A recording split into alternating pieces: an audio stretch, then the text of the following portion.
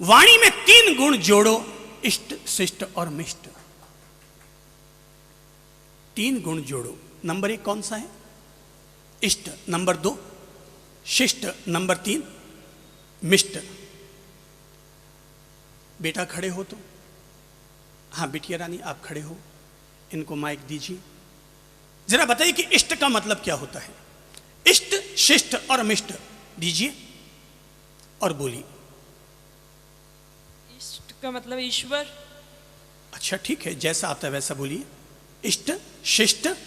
शिष्ट मीन्स व्यवहार। ठीक है। मिष्ट यानी? मिष्ट मीन्स मिठास। चलिए, इष्ट यानी प्रिय, इष्ट यानी प्रिय, शिष्ट यानी शालीन और मिष्ट यानी मधुर।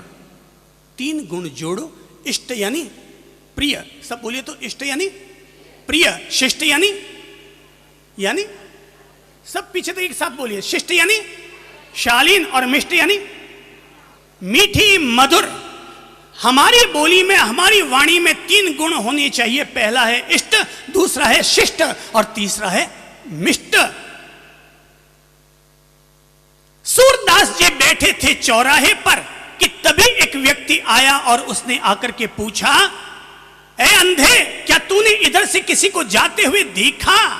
सूरदास जी ने कहा, हां भाई सैनिक, मैंने इधर से अभी अभी किसी को दौड़ते हुए अनुभव किया है। सैनिक उसके पीछे गया, तभी एक और व्यक्ति आया और उसने आकर के कहा, ए सूरदास, क्या तूने इधर से किसी को जाते हुए देखा?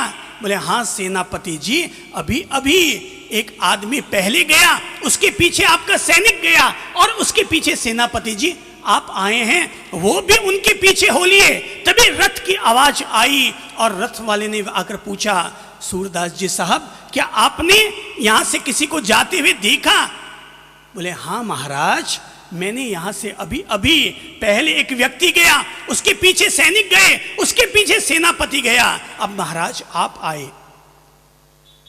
महाराज चौंके, महाराज चौंके और महाराज ने कहा कि भाई राजा ने कहा, अरे मैंने तो ये सुन रखा है कि तुम सूरदास हो, नेत्रहीन हो, लेकिन तुमने कैसे पहचान लिया कि कौन कौन व्यक्ति आगे गए हैं? तो सूरदास जी ने कहा, महाराज, आदमी की जबान आदमी की औकात का पता लगा देती है। आदमी की जबान आदमी की औकात का एहसास करवा देती है कि कौन आदमी किस लहजे से बोल रहा है, उसकी भाषा कैसी है। अरे आदमी की भाषा ही आदमी के जीवन की परिभाषा हुआ करती है। आदमी की भाषा ही आदमी के जीवन की परिभाषा हुआ करती है। इसीलिए कहा जाता है कि शब्दों में बड़ी जान होती है, शब्दों में बड़ी जान होती है, इन्हीं से आरती अरदास और अजान होती है।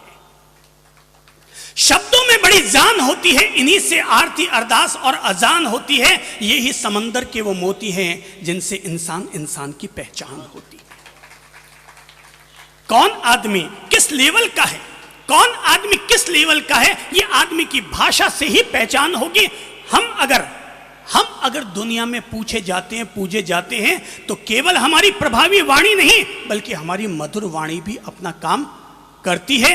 हम मान कर चलते हैं। हमने भगवान श्री कृष्ण से कभी अतीत में एक मंत्र सीखा था, और मंत्र ये सीखा था कि भगवान कृष्ण ने कहा था कि मैं शिशुपाल की 99 गलतियों को माफ कर दूंगा, 100वीं गलती हो जाने पर मैं उसका वध करने के लिए स्वतंत्र हूं।